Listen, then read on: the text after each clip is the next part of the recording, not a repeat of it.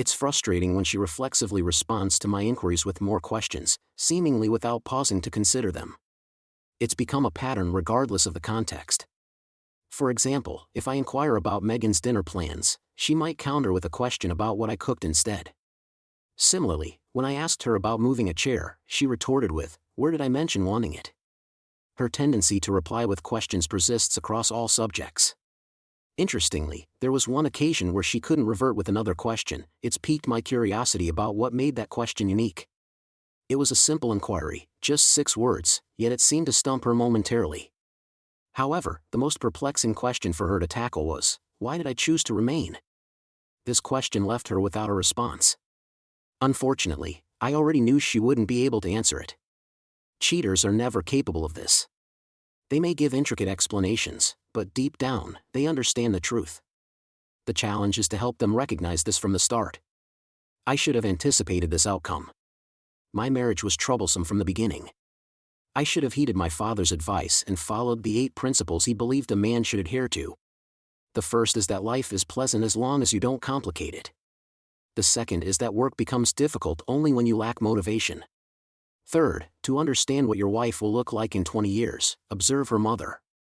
Fourth, a woman needs a lot of effort not to turn into her mother. Fifth, friends can come and go, but real friends stay forever. Sixth, it is advisable not to give all your money to your spouse. The seventh is that the deceived person does not deserve half, regardless of what the judge says. Eighth, physical attractiveness decreases over time, but true beauty persists. My father always said that if my mother disappeared, her purse would remain. It could mean she ran away, or he chased her. In the latter case, her purse likely remained since he didn't give her anything. Dad always spoke loudly enough for Mom to hear him. He often said, "Son, she will leave this marriage with only what she came with and nothing more." I've always wondered what could cause such hatred in a person. It was one of life's lessons that I realized later, and now, about the new one. I've never been inclined to share my life story, so I won't delve into it here, but I'll state its essence. My name is Henry. I was born in North Texas into a loving family. True, my father had a tendency to snap at me regardless of whether I deserved it or not. Fortunately, my mother was the mainstay who supported our family. Next to me were my sisters Kelly and Ann, as well as my younger brother Carlton. And then there was Megan. I first met Megan in the 8th grade. Her beauty immediately captivated me, and it was like love at first sight. But it wasn't until our sophomore year of college that we became a couple. If you're interested in finding out the reason for this delay, ask her father. This man felt sharp anger whenever anyone approached his daughter and behaved like a protective hound. It took 3 long years before he let me sit on the porch of their house and another year before he let me talk to her on the phone. It seemed to me all the time that he was eavesdropping, as he sharply shouted no before she had time to ask if she could talk to me.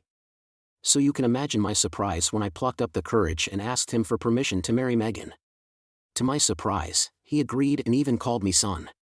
6 years have passed since then once. I was considered a fool, feeble-minded, and uneducated, and now I have become his son. My path in married life was far from boring, especially when Megan was next to me. Despite the difficulties we faced over the next 15 years, we managed to find the strength and happiness. We worked, rested, shared private moments, and were happy when we had 3 precious children, Tommy, Jessica, and Paul. Our little darlings brought great joy into our lives, but it was in the 25th year of our life together that everything collapsed. The only reason I didn't dare to leave the country was the thought that I would leave our children there. 2 of the 3 children had already left home, and the 3rd was preparing to leave. Tommy attended Florida State University, Jessica enrolled in Knoxville, and Paul had recently graduated from high school and was going to continue his education in Gainesville as a proud student. As a young man, Paul decided to celebrate the last night spent at home with a grand party. Unfortunately, he made a rash decision to drive under the influence of drinks, which led to a collision with a pole and subsequent hospitalization. After hearing the news, Megan and I rushed to the hospital.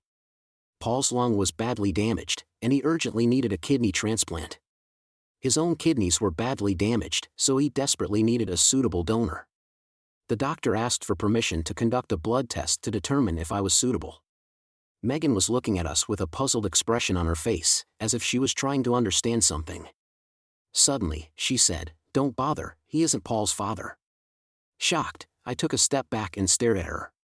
Instinctively, I reached out to grab her, but the doctor intervened, urging me not to act impulsively. Feeling lost and needing answers, I asked Megan for an explanation. The doctor stepped in, suggesting she bring Paul's father to help. I felt down, turned away, and started to leave, but a sudden change of mood made me stop and go back. I tossed my wedding ring on the floor and entered the room. It occurred to me that he might not be my son, but what mattered most was getting him the necessary help. When Megan and the doctor entered, I instinctively turned away and left. The doctor firmly grabbed my hand, convincing me to stay, emphasizing that at this critical moment, Paul needed both of us. Involuntarily, I agreed and stayed by his side. As night fell, Paul's father joined us. An hour later, my brother Carlton, who seemed aware of the situation, arrived. Just as I was about to explain, I noticed that Paul had already received blood. It was unsettling since Paul's father was Megan's brother-in-law, Carlton, my own brother. Then the doctor, Megan, and he left the room. At that moment, I found my answer. Carlton came in, tried to explain, but I couldn't take it anymore. Depressed, I left the ward unable to cope. In the waiting room, I noticed Abby, Carlton's wife, crying. I couldn't figure out if it was about Paul's condition or the shocking discovery of Carlton and Megan. Ultimately, it didn't matter, both issues were incredibly complex. A doctor approached, stressing the importance of being there for Paul and Megan, urging me to be strong. I understood that they would need my help. Curiously, I asked what steps needed to be taken to fulfill this role. To my surprise, she confessed, "In fact, my son is my nephew." She had an affair with my brother for an unknown time, although it has been at least 18 years since Paul was born. Gripped by these facts, I wondered how to behave with Carlton. Now I can't call him my brother anymore. Which brother or sister would commit such a betrayal, leaving their children to be raised by another? In search of advice, I turned to a man who called himself a doctor, hoping he could comfort me. Maybe they can prescribe something to help me cope with this situation. I even asked if there were special glasses for detecting signs of infidelity. Is there any hope for reconciliation after treason? I desperately need to cut my brother out of my life. Perhaps you have a solution to erase these memories from my mind. No, wait, I doubt it very much. So please leave me alone and focus on helping Paul. My marriage and my life do not depend on your help. The doctor sighed disapprovingly, then turned on his heel and returned to Paul's room. I went up to Abby and asked her what Carlton had told her. She told me that all 3 of my children are his children. In shock, I asked how Megan could have known about my alleged infertility. After all, I have been to the hospital only once, and then at the age of 10. I wanted to find out the truth, and I urgently needed to reveal it. It wasn't until 11:30 the next morning that the doctor finally informed us that Paul would be fine. It turned out that Carlton's kidney was perfect. As I headed for the exit, Megan and the doctor hurriedly approached me. Just as the door was closing, Megan tried to reach out to me, but the doctor intervened and prevented her from doing so. Megan asked where I was going and started worrying about our son Paul. It was very painful for me to hear her call him our son. Without saying a word, I turned away and left. When I drove up to the house, it was already about 2:30 in the afternoon. After visiting Home Depot and buying a couple of sets of locks, I started changing the locks in the house. Having started collecting Megan's clothes, I managed to fill 4 bags before an unexpected call rang. It turned out to be her father, who wanted to come and talk to me before I took any drastic action. I couldn't help but doubt his suspicions. "Come on, Dad," I replied. "What reasons can I have to do something?" Without waiting for his answer, I abruptly ended the conversation. As I continued to pack Megan's things, I kept thinking about Paul and everything that had happened between us. Memories of our long conversations in psychology classes suddenly came flooding back to me. Nature versus nurture. Did DNA determine my son's gender? Deep down, I always believed that he was mine. Every step, from his first steps to catching a soccer ball, from his first fight to the first date and the first kiss, all these precious moments strengthened our bond, didn't they? But when Paul really needed a father figure, I failed. When he needed blood and a kidney, which I would have willingly given him, I couldn't. At the most critical moment, when he needed help, I was helpless because Megan turned out to be unfaithful. When the doctor said the words "he needs a kidney," it was as if my son had ceased to be mine. Of course, our surname will remain, but what will happen to my own branch on the family tree? It will just wither while the Carlton branch flourished, having 7 descendants, 4 children by Abby and 3 by Megan, which made him the epitome of a family stud. Thoughts about all this began to overwhelm me, causing a throbbing headache. Feeling overwhelmed and needing a break, I went to the fridge absently. I grabbed a beer and sank into my favorite chair. When I turned on the TV, the sound of approaching cars grabbed my attention. Unmindful, I stayed put, holding on to my beer and lost in my thoughts. As persistent knocking echoed, I realized a group of 4 or 5 people awaited outside. After about 10 minutes, Megan finally showed up, trying to use a key her father had told her to unlock the door. However, their surprise was evident when the key failed. After finishing my beer, I opened the door. Curious, I asked my father why they had come. My father, taking on a representative role, asked if they could come in and talk. Agreeing, I insisted that Carlton and Megan stay behind. Meanwhile, Megan sat on the porch, tears flowing. They realized their expectations wouldn't be met. Over the next 2 hours, they spilled everything. Everyone except Abby and me already knew the truth. It was hard to believe these people were my relatives. Abby sympathized with Megan's emotions. Ironically, my father, who had imparted wisdom on navigating infidelity, now encouraged me to come to terms with my wife's unfaithfulness. He conveyed that becoming a grandparent had altered his perspective and justified Megan's actions for the sake of the family I desired. Despite his explanation, I struggled to accept it and was on the verge of giving up. Contemplating the situation, I found myself questioning why society deemed it acceptable for a woman to actively pursue a child, whereas a man faced different expectations when his wife couldn't conceive.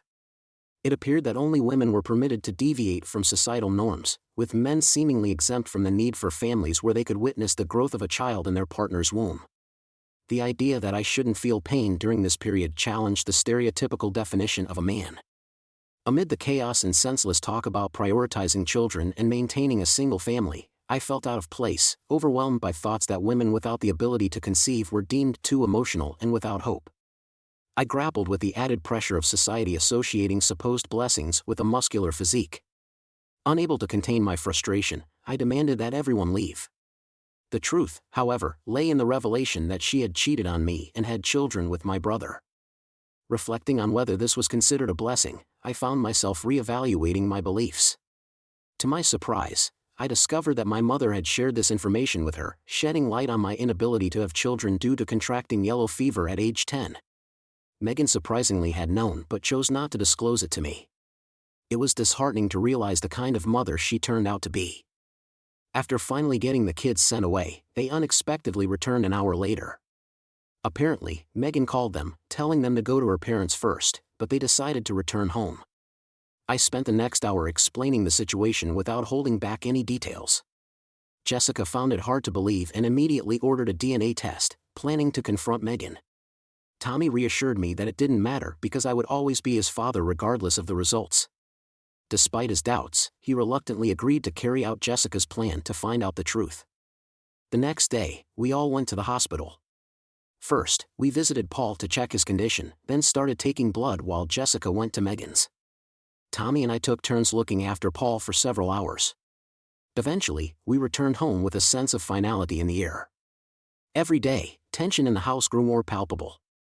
On the 3rd day, the hospital called with the long-awaited results. Jessica is the only one with my bloodline. This discovery cleared all doubts about my fertility. Stunned by the news, Tommy left the room abruptly, his emotions too strong to contain. Apparently, Megan had been unfaithful since the 2nd year of our marriage. Less than 2 years later, she became pregnant with Tommy after just 18 months upon receiving the DNA results confirming my suspicions.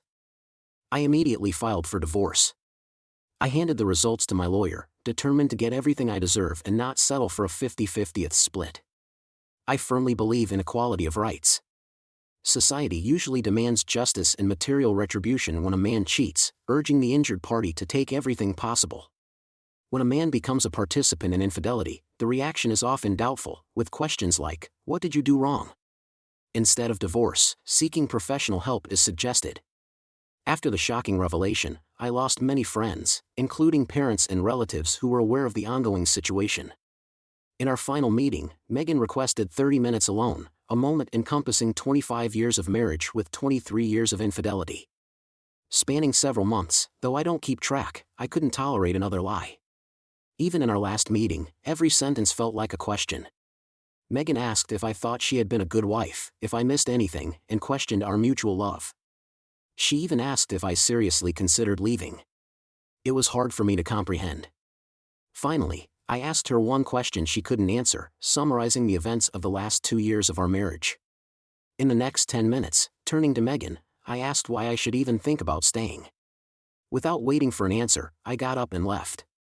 The divorce was finalized in 90 days without alimony or child support from me. Megan ended up paying me $1,350 per month for 5 years. The house was given to Jessica, allowing me to live in it rent-free. Financially, I had no job or salary. The day before I got the DNA test results, I decided to quit, as Megan had been cheating for over 20 years. It seemed unfair for the judge to force me to support her infidelities. Currently, I have no funds in my bank account, using them to cover Paul's medical expenses. Out of nowhere, Abby brought unexpected news. My parents, along with Megan and Carlton, plan to reunite our fragmented family despite the circumstances. Abby and I spent the next 3 hours strategizing and having fun together. However, our efforts were in vain, as during their intended visit, Paul, Tommy, and I were supposed to go on a cruise. Returning from the cruise, Jessica informed me that my lawyer was ready to sue Carlton for 23 years of non-payment of alimony, demanding $350,000 for each child. When the trial began, Abby immediately demanded a divorce officially. I never adopted Paul or Tommy, but they recognized me as their father, not connected by blood ties, but by an attachment formed due to my constant presence. 10 years have passed, and at 62, I'm taking care of 5 and 10-year-old children. My wife, Abby, 52, is still with me, despite using Carlton's alimony for my children's well-being. Revenge was never my motive for marrying Abby. The manifestation of our relationship with the Carltons doesn't bother me. Megan once said she'd wait indefinitely to get back at me, but even Jessica finds it amusing. My parents urged Jessica and Abby to convince me to visit them before they die, thinking I'll regret not being there. However, that's unlikely. They're already 80 and 82, and they have Carlton to keep them company. Alright, that was a fun story. Now, let's move on to another exciting one. Stay tuned, and let's dive in. I first met my wife in 1994, and our shared love for Tupac Shakur's music brought us together. Our connection was built on this common interest in rap, even though neither my family nor hers had a liking for it. They preferred classical, country, and jazz. Our paths crossed at a Tupac Shakur concert in Milwaukee more than 29 years ago. We happened to be next to each other, spending the entire evening chatting between performances. Before parting, we exchanged pager numbers, and she shared her phone number and dorm room in our shared dormitory, where the phone was shared by everyone on the corridor. Looking back on how we met, I realize I should have understood her character based on that experience. There was a moment at the concert when women were invited to dance on stage. Although I can't recall the name of the performing group, I distinctly remember selecting some girls backstage while others were asked to leave. When the organizers invited the girls to take the stage, my wife, Tony, her real name, shouted with delight, "Choose me, choose me." We both knew what usually happens behind the scenes in such situations. Being 22 years old at the time, it's noteworthy that my father bought the concert tickets as a reward for my excellent college performance in the previous quarter. Despite not fully understanding my love for rap, Tony also faced family misunderstandings due to her passion for rap music conflicting with her strict Catholic upbringing. Unfortunately, she was never chosen among those dancing on stage and occasionally exposing themselves. Personally, I attended the concert to appreciate the music rather than indulge in explicit displays. When Tupac finally came on stage, I immersed myself in the music, enjoying every moment of his performance. Those orchestrating the onstage dances were members of a local rap group instead of Tupac. Despite this, Tony and I stayed in touch, eventually leading to a date. Luckily, her college was within walking distance of mine, making the trip quite acceptable. Our first date was at the Ponderosa restaurant, and I mention it because it was meant to be a wake-up call. Unfortunately, she exhibited inappropriate behavior by initiating lovemaking in the restroom. We were in a relatively quiet and sparsely populated place at the time, making me ponder the frequency of such behavior on her part. After the incident, she claimed I should consider myself lucky since she doesn't engage in such things with just anyone. That night, I stayed overnight in her dorm, sneaking in unnoticed. The next day, we both decided to skip classes and spent the entire day in a passionate relationship. Her openness combined with my youthful excitement at the age of 22 made me feel like I was on cloud nine. Afterward, I returned home reflecting on the incredible experience, but at the same time, the thought lingered, what if she's just a promiscuous girl? Yet, the next day she called me expressing how much she missed me and dreamed of living together. Unfortunately, I asked her not to let our feelings interfere with our studies. Before I could finish the sentence, she burst into a barrage of curses, accusing me of being no different from the others she has to deal with, talking about her feelings. She made it clear that in her opinion, I am no exception. Despite my attempts to assure her of my sincere affection, she used foul language. Disappointed by the constant rough treatment, she abruptly ended the conversation. Desperate to make peace, I tried to contact her several times, but she still did not answer. A whole week passed without communication, and the feeling of uncertainty did not leave me. Considering my next steps, I decided to write to her, hoping to resume communication. Back in the cozy dorm room, I patiently waited for her answer. Finally, after about 30 minutes, she answered me and asked me to call. Hurrying, I quickly ran to the common phone that served all of us. Unfortunately, someone had already occupied it. Approaching him, I politely asked if I could use the phone. To my horror, it turned out to be my former roommate, who rudely replied for me to calm down and wait for my turn. Frustrated, I left, hoping to come back later when the phone was free. After 30 minutes, I returned, but to my disappointment, the former neighbor still occupied the place by the phone. After my failed attempt, I went back to my room. Later in the evening, around 8 o'clock, I decided to try again. But frustratingly, the guy was still engrossed in conversation. Annoyed, I asked him to hurry, but he responded with rude gestures. Realizing I wouldn't get through that evening, I opted to contact her in the morning. On Saturday morning, with no work obligations until noon, I chose to reach out to her. Despite several attempts to call, there was no response. Unable to tolerate, I decided to page her, but still got no answer. It took another 2 long months before our paths crossed again. It happened on a Sunday while I was bowling with friends in another part of Milwaukee. To my surprise, she was among a group of girls and 2 guys doing the same activity. I took advantage of the moment to approach her, greeting her with a simple hello. In response, she looked at me, her face lighting up with joy. Without hesitation, she rushed to me and hugged me tightly, expressing her delight at our unexpected meeting. "My God," she exclaimed, showing how happy she was to see me. "I can't believe it's really you," she said, wrapping her arms around my neck. She shared that she genuinely missed me, and I took the opportunity to talk about our previous meeting, explaining that she didn't give me the chance to fully explain myself. I suggested that we could continue to meet, emphasizing the importance of not letting it interfere with our studies. It's worth noting that we both skipped classes the day after our first date, and I didn't want it to become a regular occurrence. I wanted to convey this idea honestly to her, and understanding my perspective, she agreed, expressing a desire to maintain a friendly relationship over time. Our relationship continued to evolve, and we started thinking about a more serious future together. Finally, the day arrived when we both proudly graduated from our colleges in June. We became a close couple, caring for our future together. She moved to the city where I lived, securing a job as a teacher at an elementary school, while I landed a job as a mechanical draftsman. Our lives began to take shape in a surprisingly natural way. When she moved in with me, there was mutual affection between us, and 2 years later, I felt it was time for the next step. I proposed to her, solidifying our love and commitment. In 1997, we hastily got married in a modest ceremony at her church located an hour away from our families. Shortly before the wedding, she planned a trip with new friends from our apartment building. I never had the desire to arrange a bachelor party or similar celebrations, trusting that she wouldn't do anything reckless during the trip. Until 2002, I had no knowledge of the enjoyable experiences she had during that trip. She insisted on enjoying life beyond the responsibilities of raising our children, clarifying that it didn't involve private relationships or drinking. I agreed, thinking everything was fine. Throughout the 4-day trip, she only called me once, and that was the day before her scheduled return. Intuition told me something was wrong. It wasn't just a feeling of intuition, I felt nauseous and restless the entire time she was away. My parents chalked it up to pre-wedding nerves, but deep down, I sensed that something wasn't right. Fast forward to when our daughter turned 4, and sometimes I regret not having the resilience many modern young people have. Now, although I distanced myself from it, the pain resurfaced when I discovered she wasn't my biological daughter.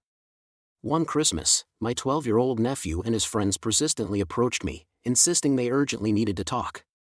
Reluctantly entering the bedroom after their 5th attempt, I promised not to get angry when they revealed they had some videos, and to my surprise, it was an adult film featuring my wife and her friend Frankie. Frankie turned out to be one of my wife's new acquaintances from our apartment building, living downstairs. Coincidentally, Frankie turned out to be our downstairs neighbor. I asked to turn on the recording, but my nephew's friends started arguing, trying to persuade each other to fast forward, saying that they missed the right scene. It turned out that this was the part when they were on the boat. Finally, they found what they wanted to show me, and there she was, my wife, engaged in private activities. At the same time, she was pregnant. Despite the fact that her friends tried to persuade her to drink, she repeatedly refused. I saw and heard her talking about the guy with the camera. She said she noticed a desire in his trousers and wanted to experience it for herself. Her friends discussed her plans to have closeness with him, and she confirmed that as soon as the cameras were turned off, he would belong to her. I shouted loudly and fearfully, "What in the world?" This scared my nephew, fearing my brother or sister-in-law might catch him watching an adult movie. Despite this, the recording continued. In the video, the person filming asked if my wife was married, and she confirmed. We were officially married at that time. I realized the video was from a bachelorette party as I recognized her friends in the background. It struck me that we signed the marriage certificate 2 weeks before the official wedding. Returning to the video, I heard my wife express dissatisfaction with me, calling me boring. She admitted wanting a more confident and adventurous man. I urgently asked my nephew to turn off the video and hand it to me. His friends gave me the tape in the living room. I told my wife it was time to leave. She was bewildered, and I repeated, "Hurry up and pack your things. We're leaving." I won't repeat it. Apologizing to my family, I swiftly took the woman I thought was mine, and we left in the car. I told her what I saw, but she pretended not to understand, denying any involvement in such a video experiment. Interestingly, on our way home, she suddenly grabbed the tape and threw it out of the car window. I retrieved it, parked in a nearby store lot, and went back to the car. To my surprise, my wife was crying, and my daughter was sleeping. I asked her why she was so upset, also mentioning that if she's not in the video, it's still a relief. Despite my strong belief that she was in the video, her persistent refusals began to make me doubt. We reached home, and as planned, she put the baby to bed. We agreed to talk later and watch the video together to finally understand her role. While watching, I found a part where she explicitly discussed lovemaking with the person filming. Angry, I returned to the room and saw her peacefully sleeping with our child. Having made up my mind, I woke her and told her I knew she was pretending.